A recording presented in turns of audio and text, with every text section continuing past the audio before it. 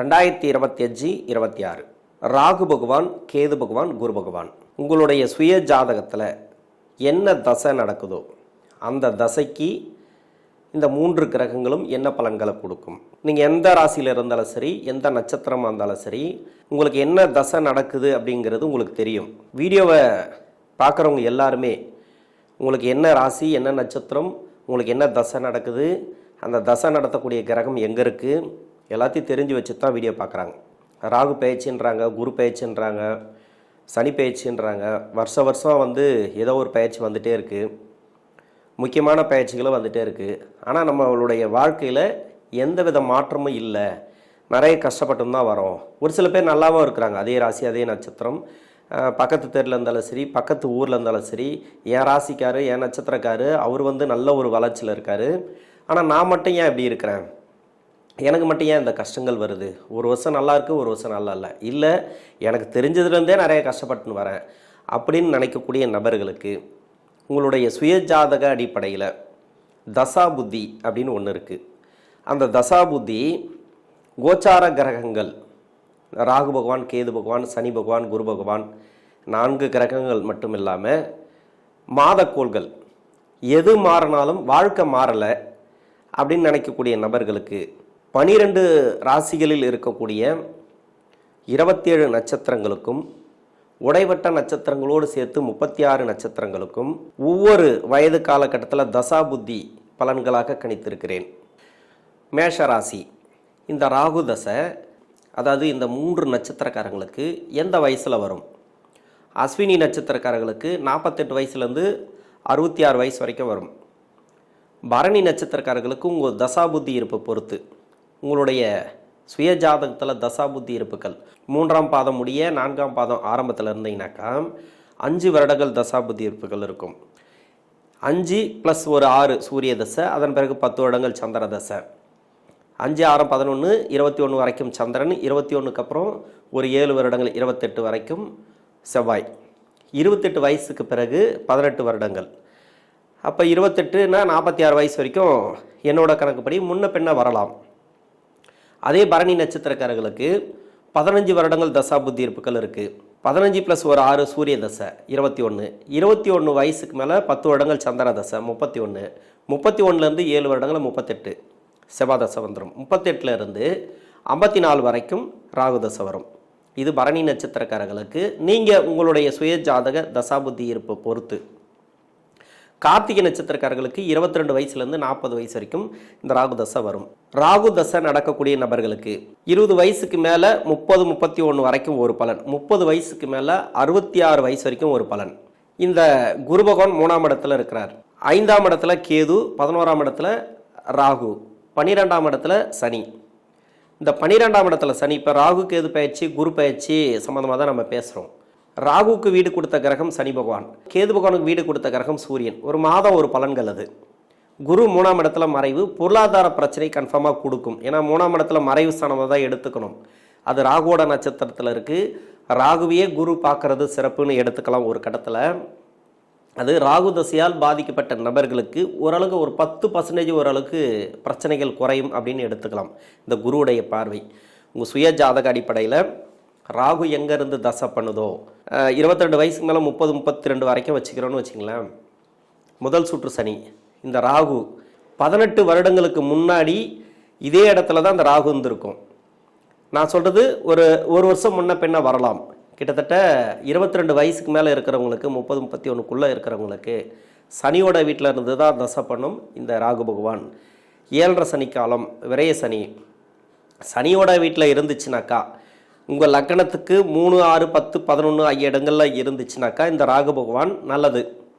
அது தவிர்த்து வேறு எங்கே இருந்தாலும் சரி கடுமையான கெடுபலன்களை கொடுக்கக்கூடிய காலம் அப்படின்னு எடுத்துக்கணும்.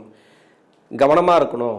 வேலை வாய்ப்பு ரீதியாக ஒரு சில பேருக்கு ராகு தசை அமைஞ்ச இடம் நல்லா இருந்துச்சு அப்படின்னாக்கா ராகு தசையில் வெளிநாடு சம்மந்தப்பட்ட வேலை, வெளிநாடு சம்மந்தப்பட்ட படிப்பு, 28 வயசு வரைக்கும் படிக்கிறாங்க, டாக்டருக்கு படிக்கிறவங்க, அவங்களுக்கெல்லாம் படிப்பில் நல்ல ஒரு வளர்ச்சியை கொடுத்துரும். படிக்கிற காலகட்டத்தில் இருக்கிறீங்களா, 30 வயசுக்குள்ளே எத்தனை இடத்துல எந்த வயசில் இருந்தாலும் சரி படிப்பு நல்லாயிருக்கும். படிப்பு சார்ந்து நல்ல ஒரு முன்னேற்றங்களை கொடுக்கும். இதை பற்றி நீங்கள் கவலையப்பட தேவையில்லை. படிப்பெல்லாம் முடிச்சுட்டு வேலை தேடுறீங்கனாக்கா வெளிநாடு சம்மந்தப்பட்ட வேலை கன்ஃபார்மாக கிடைக்கும். வெளிநாடு சம்மந்தப்பட்ட வேலை, வெளிநாடு சம்மந்தப்பட்ட கம்பெனி, மேல் படிப்புக்காக வெளிநாடு போகிறது, இது எல்லாமே சிறப்பு. இங்கே இருக்கக்கூடிய நபர்களுக்கு 7.5 சனி வந்துச்சு. ஒரு சில பேருக்கு வந்து 7.5 சனியில் நல்ல ஒரு வருமானத்தை கொடுக்கும். அப்போது வேலை கொடுத்துரும். பொருளாதாரத்தில் நல்ல ஒரு முன்னேற்றம். 3ஆம் இடத்துல குரு மறையிறதுனால பொருளாதார தட்டுப்பாடுகளை கொடுக்கணும் ஒரு பக்கம் சொல்லிக்கிட்டா கூட, உங்கள் சுய ஜாதக அடிப்படையில் ராகு இருக்கக்கூடிய இடம் அவர் நல்ல அமைப்பில் இருந்தால் நல்ல ஒரு தசை அப்படின்னு எடுத்துக்கலாம். ஏன்னா ராகு பகவானை பொறுத்த வரைக்கும் நிறைய டீட்டெயில் எடுக்கணும். 10 டீட்டெயிலுக்கு மேலே எடுக்கணும். ராகுவுக்கு வீடு கொடுத்த கிரகம், அதாவது உங்கள் லக்னத்துக்கு ராகு இருக்கக்கூடிய இடம், அந்த வீட்டு அதிபதி ராகுவுக்கு மறையாமல் இருந்தால் சிறப்பு. ராகு பகவானுக்கு மறைவு ஸ்தானத்தில் இருந்துச்சுனாக்கா கஷ்டங்களை கொடுக்கக்கூடிய காலம். அதாவது அந்த தசைங்கிறது கொஞ்சம் சரி இருக்காது. நீங்கள் எதை எடுத்தாலும் அது தடங்களாக இருக்கும், தடங்களை கொடுத்துட்டே இருக்கும். வேலை வாய்ப்பு ரீதியாக நீங்கள் ஒரு இடத்துல ட்ரை பண்ணுறீங்க அப்படின்னாக்கா படித்த படிப்புக்கு ஏற்ற வேலை கிடைக்காது. அது மாதிரி நிறைய தடைகளை கொடுத்துட்டே இருக்கும். திருமணத்துக்காக முயற்சி பண்ணாலும் சரி, திருமணத்தில் நிறைய தடையை வைக்கும்.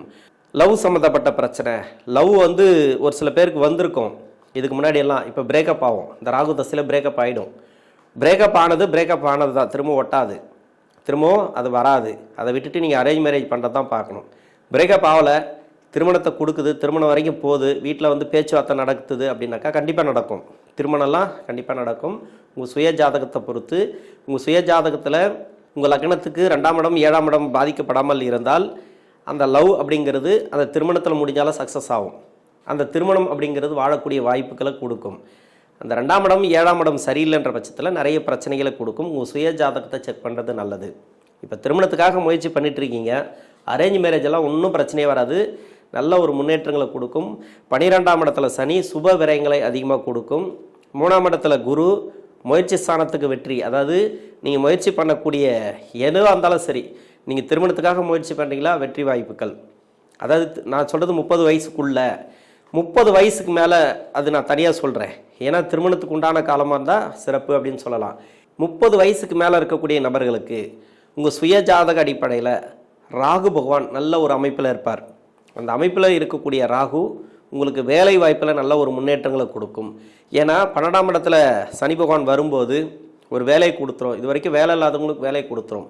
வேலையில் இருக்கிறவங்களுக்கு வேலை மாற்றங்கள், ப்ரொமோஷன் கிடைக்கிறது, இடமாற்றங்கள், கேட்ட இடத்துக்கு போகிறது, அது மாதிரி வெளியூர் வெளிநாடு, அது மாதிரி நிறைய அலைச்சல்களை கொடுக்கும் இந்த காலகட்டங்களில். இந்த ராகு தசையில், ராகு தசையில் கூட நான் 66 வயசு வரைக்கும் ஃபுல்லாக சொல்லிடுறேன், 30 to 66 வரைக்கும் நீங்கள் எந்த தொழில் இருந்தாலும் சரி, அந்த தொழிலில் நல்ல ஒரு வளர்ச்சி.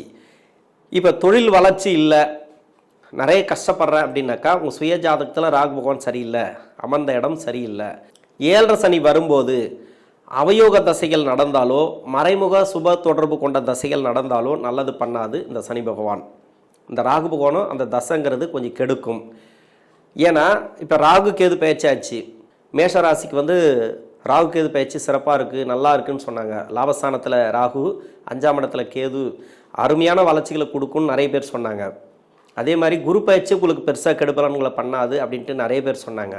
ஆனால் எனக்கு மட்டும் நிறைய கஷ்டம் கொடுத்துட்டே இருக்குது, பொருளாதார வளர்ச்சி இல்லை, தொழிலில் வளர்ச்சி இல்லை, வேலையில் வந்து நிறைய பிரச்சனைகளை கொடுக்குது. அது ஏன்? அப்போது ராகு கேது பயிற்சி ஆனாலும் எனக்கு வந்து பிரயோஜனம் இல்லையா, குரு பயிற்சி ஆன பிறகு எனக்கு பிரயோஜனம் இல்லையான்னு கேட்டிங்கனாக்கா, இப்போ சமீப காலமாக உங்களுக்கு ஒரு நெருக்கடி கொடுத்துருக்கணும், பண நெருக்கடி, மனசு சார்ந்த நெருக்கடிகள். நீங்கள் எதில் முயற்சி பண்ணிட்டீங்களோ அதில் கொஞ்சம் நெருக்கடிகளை கொடுத்துருக்கும். ஏன்னா 12ஆம் இடத்துல சனி பகவான் 7.5 சனி, இது 2வது சுற்று தான், இல்லைன்னு சொல்ல 30 வயசுக்கு மேலே 2வது சுற்று பொங்கு சனி. நேரடியான உங்களுக்கு தொடர்பு, அதாவது வலுவான தசையாக இருந்தால் ராகு தசை இந்நேரம் உங்களுக்கு நல்ல ஒரு மாற்றங்களை கொடுத்துருக்கும். வேலை ரீதியாக, பொருளாதார ரீதியாக எல்லாத்துலேயுமே நல்ல ஒரு வளர்ச்சிகளை கொடுத்துரும். திடீர்னு வந்து ஒரு தொழில் அமையிறது, இன்னொரு தொழில் சேர்த்து செய்கிறது, இன்வெஸ்ட்மெண்ட், நம்ம சொல்ல முடியாத அளவுக்கு வந்து பண வருமானங்களை கொடுத்துனே இருக்கும். மறைமுக சுப தொடர்பு, மறைமுக சுப தொடர்புனாக்கா உங்கள் லக்னத்துக்கு ஆகாத இடத்துல ராகு பகவான் அமர்ந்து அதுக்கு வீடு கொடுத்த கிரகம் நல்ல அமைப்பில் இருந்துச்சுனாக்கா உங்களுக்கு அந்த ராகு தசை இது வரைக்கும் நல்லா பண்ணிகிட்டே வந்திருக்கும், நல்லதே பண்ணிட்டு வந்திருக்கும். இப்போ 7.5 சனி வரும்போது அது கெடுத்து விட்ரும், அவ்வளோதான். அதே மாதிரி உங்கள் லக்னத்துக்கு அவயோகராக இருந்தால், இந்த ராகு பகவான் அமர்ந்த இடம், அந்த வீட்டதிபதியும் அவயோகராக இருந்தால் 18 வருடங்களுக்கு எடுத்துட்டு தான் வந்திருக்கும். இப்போது இந்த 7 சனியில் இன்னும் மோசமாக இருக்கும். அது மாதிரி எடுத்துக்கணும் இந்த ராகு தசையில். அதாவது அவயோக தசைகள், மறைமுக சுப தொடர்பு கொண்ட தசைகளில் 7 சனி வரும்போது அந்த அளவுக்கு நல்ல பலன்களை கொடுக்காது.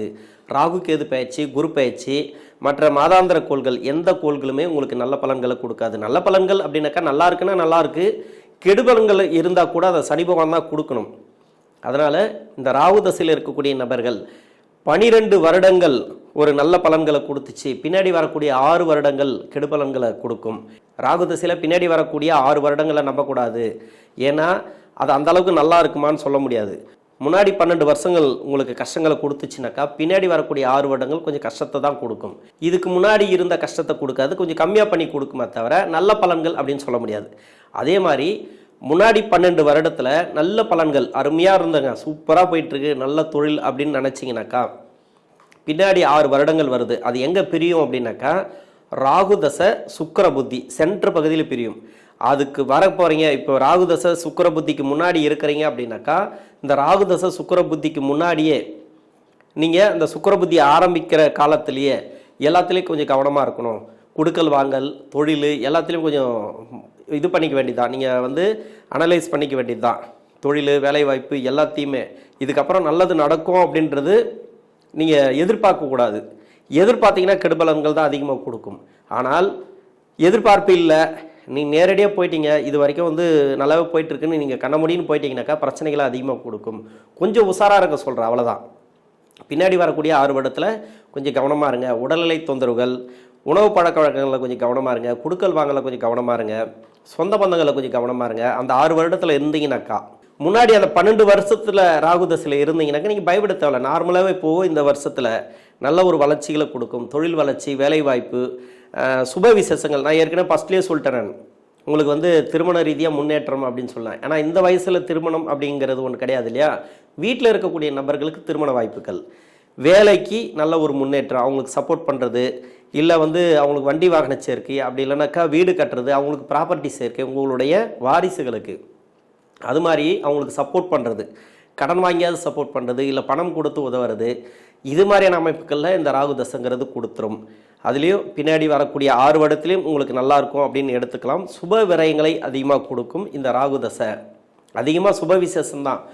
ஏன்னா ராகு தசை அப்படிங்கிறது உங்களுக்கு நல்ல அமைப்பில் இருந்துச்சுனாக்கா, சனி பகவான் 7 சனியாக வரும்போது ஒரு கடன் வாங்கி வீடு கட்டுறது, ஒரு கடன் வாங்கி ப்ராப்பர்ட்டி வாங்குறது, அது மாதிரி இல்லை பசங்களுக்கு திருமணம் அதிகமாக நடக்கும். வீட்டில் எத்தனை பேர் இருந்தாலும் சரி அவங்களுக்கு திருமணம் கொடுத்துரும். அது மாதிரி சுப விசேஷங்களை அதிகமாக கொடுக்கும் இந்த ராகு பகவான். மேஷராசியில் இருக்கக்கூடிய 3 நட்சத்திரக்காரர்களுக்கும் இந்த 3 கிரகங்கள் ராகு, கேது, குரு, இந்த 3 கிரகங்கள் மட்டும் இல்லாமல் சனி பகவானும் சரி இந்த 7 சனி காலத்திலையும் நல்ல ஒரு மாற்றங்களை தசாபுத்தி ரீதியாக ராகு தசையில் கொடுக்கக்கூடிய காலமாக இருக்கும். நன்றி.